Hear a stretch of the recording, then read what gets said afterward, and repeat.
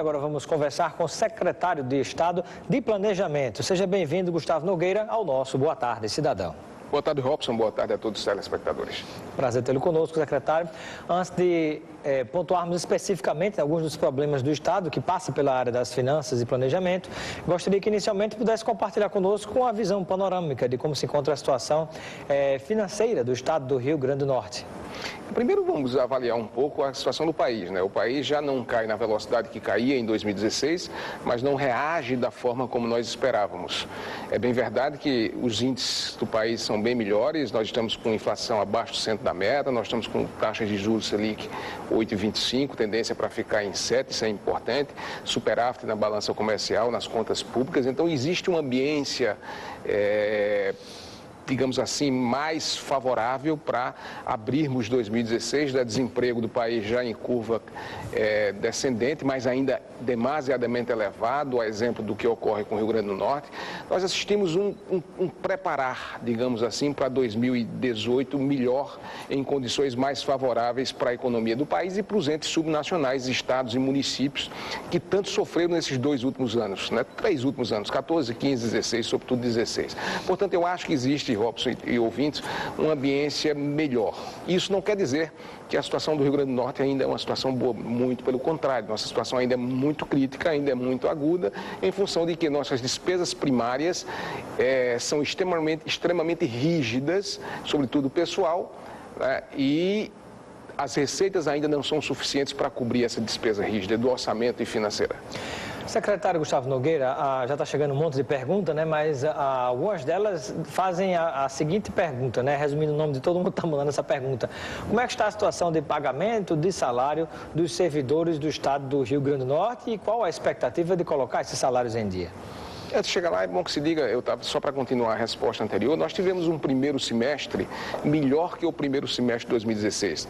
Nossas receitas, tanto as próprias como as transferências federais, foram superiores a algo em torno de 3% do que o primeiro semestre de 2016. Que bom, né? Um bom sinal. Entretanto, menor que 2015 e 2014. Olha que interessante, as receitas de 2017, né, são melhores que a de 2016, o primeiro semestre, porém menor que 2015 e 2014. Isso dificulta fortemente, né, o governo colocar os salários dos 20% dos servidores que estão com seus salários até o final do mês. Então ainda é difícil, as expectativas, para ser bem verdadeiro, não são muito alvissareiras, é bom que se diga. O ano passado nós tivemos de repatriação no segundo semestre 422 milhões de reais. Os entes nacionais, né, subnacionais, estados e municípios tiveram um volume de recursos. Aquele dinheiro que estava fora do país que voltou para dentro do país. Na verdade, tem muito dinheiro de lava-jato no meio dessa história, mas enfim, voltou para o país e se pagou imposto. Isso foi rateado, né, com estados e municípios, e o ano passado o Rio Grande do Norte teve, né, 422 milhões. Se não tivesse acontecido isso, talvez tivesse com 2 folhas atrasadas. Não tenha dúvida, tá certo? Então, o segundo semestre, ainda que o primeiro semestre tenha sido muito positivo, com receitas superiores ao primeiro semestre de 2016, o segundo semestre não é tão favorável, porque nós não estamos enxergando e não haveremos de ter essa repatriação de 422 milhões de reais de encaixe do que eu chamo de receitas extraordinárias, não receitas recorrentes, as receitas que tradicionalmente o Estado recebe, das receitas próprias e das transferências federais. Daí a dificuldade de nós encaixarmos um compromisso que o governador clama muito, cobra muito sua equipe, reúne semanalmente, mas essa é a nossa realidade. Temos que reconhecer, secretário, a dificuldade. E aí, o que fazer para tentar colocar em dia o salário do servidor? Primeira coisa, não ter expansão de gasto. O Rio Grande do Norte não pode se permitir a fazer qualquer expansão do gasto primário. Essa tem sido a minha postura. Está havendo esse controle? Absoluto. Essa está sendo a nossa postura. Se nós observarmos o gasto do Rio Grande do Norte em 2017, primeiro semestre, se nós retirarmos o déficit da Previdência e as despesas de exercício anterior de 2016 para 2017, os extras a pagar de pessoal, nós gastamos 17% menor que o primeiro semestre de 2014. Veja que número significativo. Você pode dizer, mas isso é bom? Não, não é tão bom. Eu acho que o Tesouro tem que investir, o Tesouro tem que manter minimamente a sua máquina. O fato é que, né, as receitas estão sendo drenadas, telespectadores, e você, Robson, basicamente para a cobertura de déficit da Previdência. O déficit da Previdência é absoluto grandioso no Rio Grande do Norte, né? E as receitas estão sendo drenadas para o déficit da Previdência, para a cobertura de déficit. Então, as despesas estão contidas, não podemos permitir ampliação de gasto, expansão do gasto e aguardar que essa economia cresça numa velocidade mais acelerada, a economia do país e do Rio Grande do Norte, para que a gente possa equilibrar despesa e receita. O empréstimo que foi aprovado na Assembleia Legislativa, ele deverá tornar-se real, chegar aos cofres do Estado quando? Nós temos 2 empréstimos tramitando no governo federal, bem de verdade. Os 850 milhões do Banco do Brasil, né, e esse último que é do Finisa, com a Caixa Econômica Federal, de 698 milhões de reais. A Assembleia foi extremamente diligente, atenta, preocupada com a situação. Tive diversas vezes conversando com o presidente e com vários dos deputados. Estive, inclusive, em audiência pública com os deputados da sociedade civil organizada, sindicatos em audiência, e dizia da importância de nós termos essa nova lei autorizativa aprovada na Assembleia, o que foi feito por unanimidade, diga-se de passagem. Isso é importante por quê? Porque nós precisamos de receitas, de recursos, de injeção de recursos no Rio Grande do Norte, investimento, né? E crescimento econômico só se dá com investimento. Portanto, a nossa expectativa é que essa semana o governador sancione a lei, passamos o encaminhamento para a Caixa Econômica, será aprovado no colegiado diretor da Caixa, depois essa operação segue para o governo federal, para a Secretaria do Tesouro Nacional, para que a Secretaria do Tesouro Nacional observe os nossos índices e possa fazer essa liberação. Eu estou na expectativa de que isso, correndo ao seu tempo, com toda a diligência que nós estamos tendo, isso em novembro, essa operação, novembro, dezembro, essa operação possa se concretizar da Caixa Econômica. E Banco do Brasil?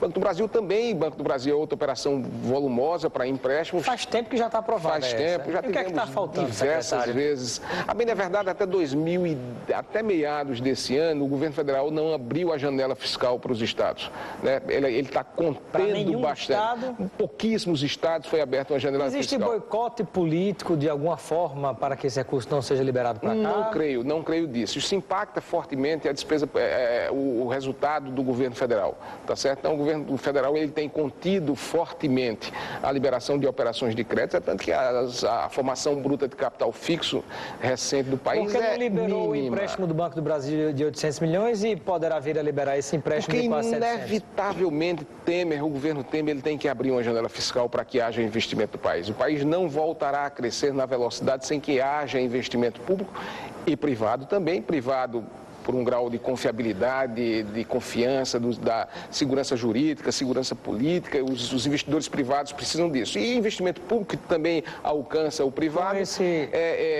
ele vai ter que fazer isso para que haja crescimento no país. Com esse empréstimo da Caixa Econômica, né, vamos dizer que tudo dê certo até novembro, né, a Assembleia já aprovou a parte dela e o Estado aguarda, né, porque não se trata apenas de resolver um problema do Executivo que está pagando com atraso o salário do seu servidor, mas é o salário do servidor que está em jogo.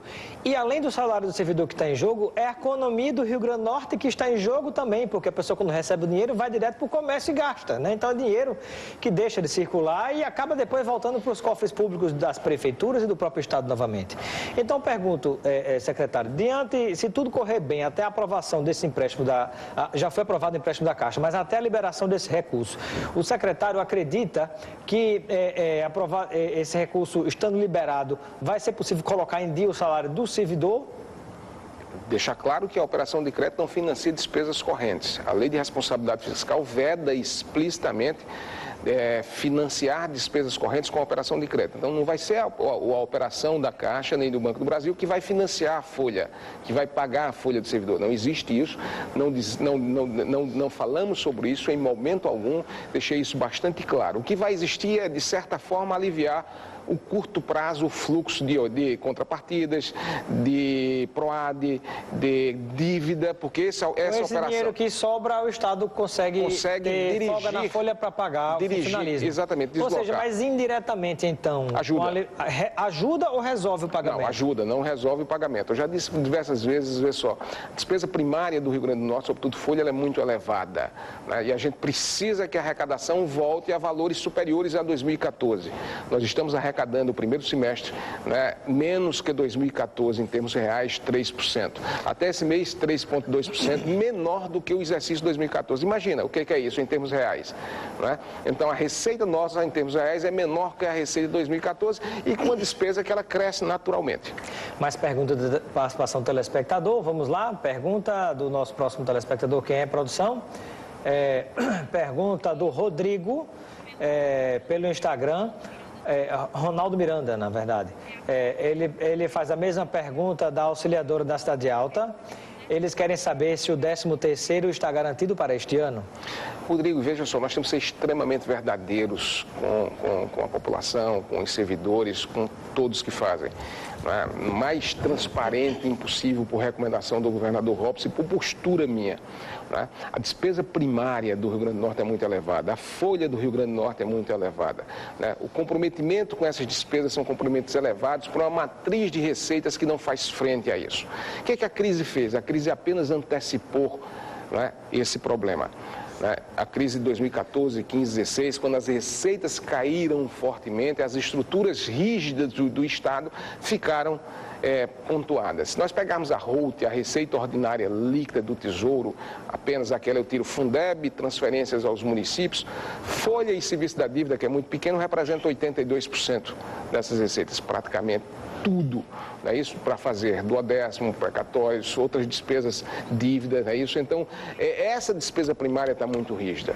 Na verdade, então, nós vamos ter que ter muita paciência, reconhecer que o paciente ainda está doente, que o país precisa voltar a funcionar. Então, até agora não há garantia de pagamento do 13º. Não, como o ano passado também, né? O ano passado foi salvo por uma receita que não é uma receita recorrente. Que não estava esperada e chegou de repente, repatriação. Por isso que eu acho que, inevitavelmente, o governo Temer deverá abrir uma janela fiscal, porque não é só o Rio Grande do Norte, são vários estados que estão em situação Comentário do telespectador e mais perguntas também, vamos lá.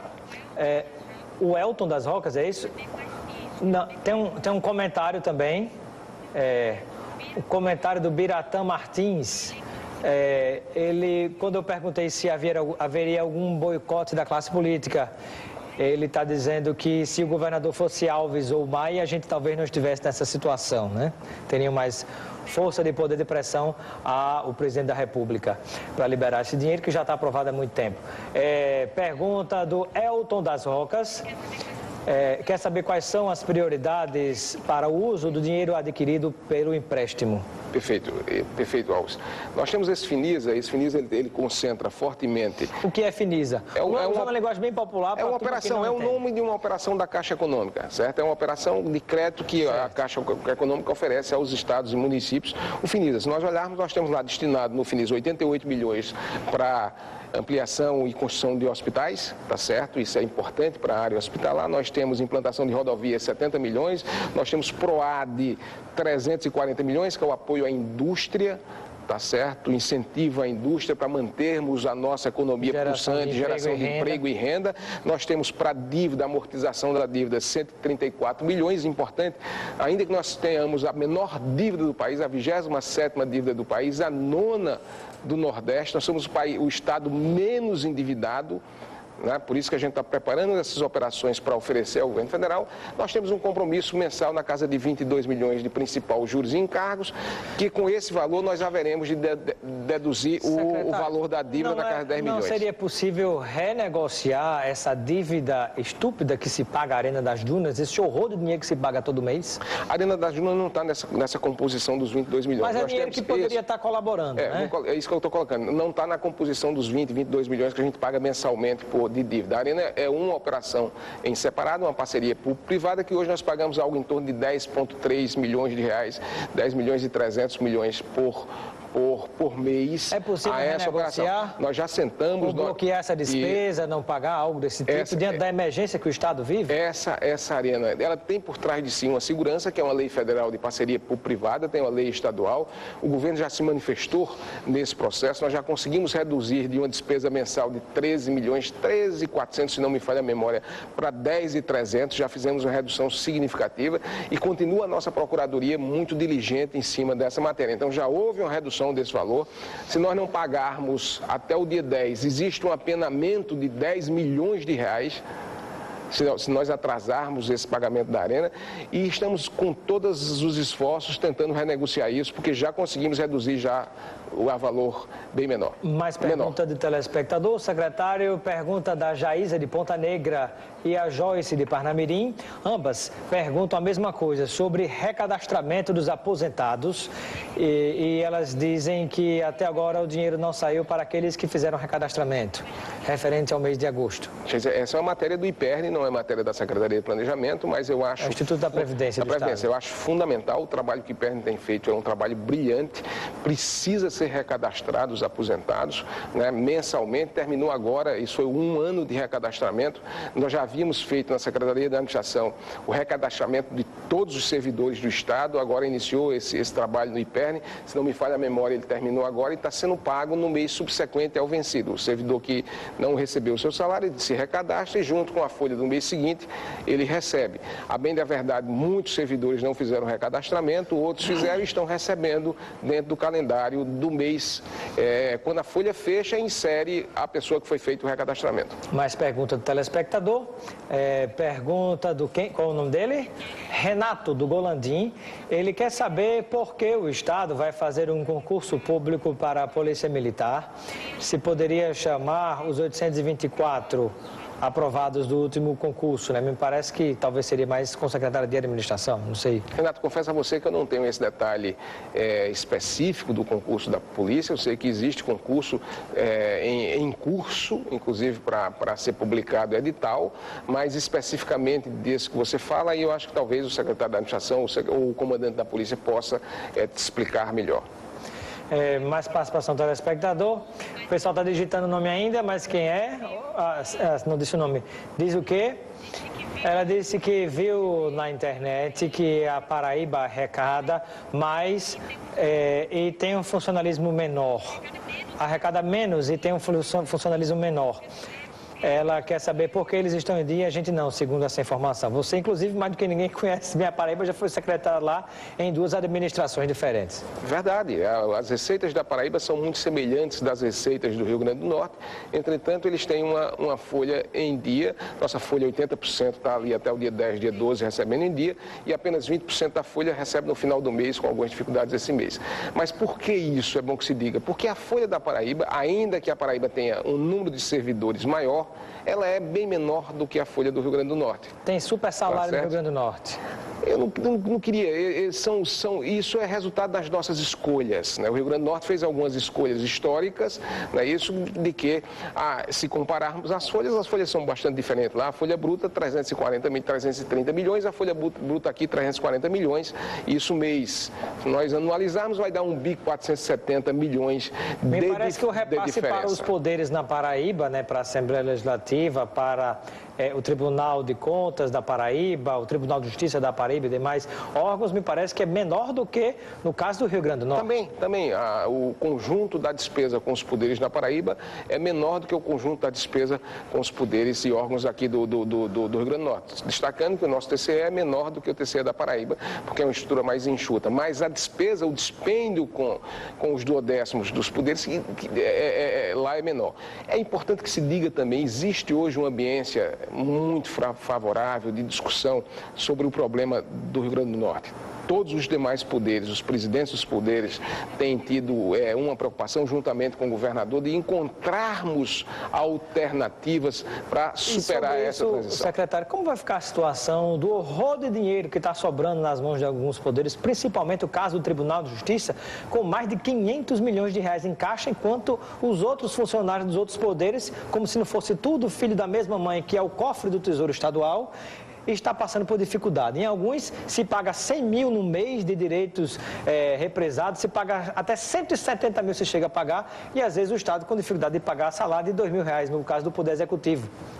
A matéria, não vai ser repassado de volta esse dinheiro? Existe uma autonomia entre os poderes e um princípio constitucional nessa matéria. Eu não vou entrar no mérito de cada um, porque cada um gera a sua despesa e tem sua receita. No que diz respeito ao Tribunal de Justiça, é bem que se diga que esse montante não é oriundo exclusivamente do Tesouro. O Tribunal de Justiça tem receitas próprias e essas receitas cabe a ele, legitimamente, legalmente destinada ao próprio Tribunal de Justiça. Existe sim uma sobra orçamentária não é isso, e financeira, que isso o governo tem pleiteado, tem discutido inclusive com os poderes e tramita hoje no Conselho Nacional de Justiça uma decisão que está em vias de sair para ver se essas sobras financeiras deverão ou não ser deduzidas do 12º corrente ou repassadas integralmente. Secretário, uma última pergunta com uma resposta bem objetiva, a pergunta do Gilberto do Pajuçara. Ele quer saber qual o critério para dividir os pagamentos, a forma de salário, ou foi combinado com os servidores, não foi? Foi somente o Estado que assim definiu? Como é que foi isso? Existe um debate muito forte com o Fórum dos Servidores. Nós fazemos inicialmente as faixas com salários até 4 mil. Por quê, Gilberto? Porque feito isso, a gente atende 82% dos servidores. E esse recurso ele é imediatamente distribuído na economia local e ele retorna também, perfeito? Então isso a prioridade é você fazer até 4 mil prioritariamente. Agradeço a participação e os diversos esclarecimentos prestados pelo secretário de Planejamento do Governo do Estado do Rio Grande do Norte, Gustavo Nogueira. Bem-vindo ao nosso Boa Tarde, Cidadão. Muito obrigado.